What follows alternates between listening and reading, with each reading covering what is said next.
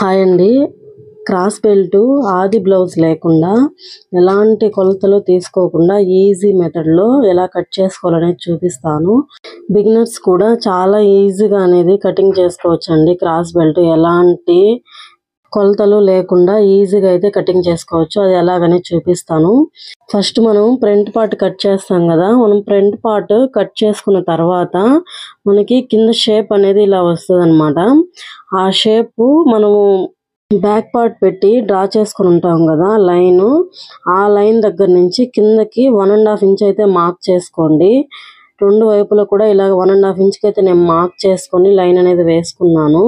ఇక్కడ నాకు వీడియో అంత క్లారిటీగా కనిపించడం లేదు, అందుకే నేను మళ్ళీ మార్క్ చేసి లైన్ అయితే వేస్తున్నా. ఆ లైన్ మీదే చూడండి, కిందకి 1.5 ఇంచ్ అయితే మార్క్ చేసుకొని ఇదిలాగా లైన్ అనేది వేసుకోండి. వేసుకున్న తర్వాత ఇప్పుడు మనకి బ్యాక్ పార్ట్ ఎంత లెంత్ ఉందో అంత లెంత్ మనకి షేప్ బెల్ట్ అనేది సరిపోతుంది. ఇప్పుడు నేను అంత లెంతే తీసుకున్నాను, ఇంక వేరే మార్కింగ్ అనేది చేయాల్సిన అవసరం లేదు.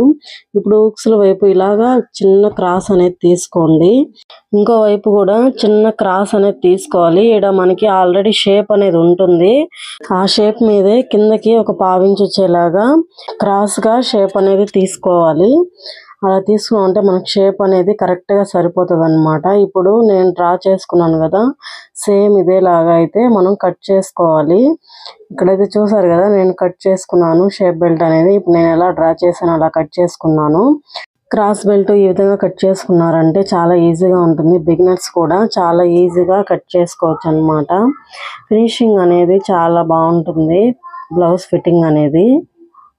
చూసారు కదా ఎంత నీట్గా వచ్చిందో షేప్ బెల్ట్ అనేది. మనకి షేప్ అనేది సేమ్ అదేలాగా వస్తుంది బ్లౌజ్కి. బిగినర్స్ అయితే కనుక ఫస్ట్ ఇలా ట్రై చేయండి, చాలా ఈజీగా ఉంటుంది. Thank you.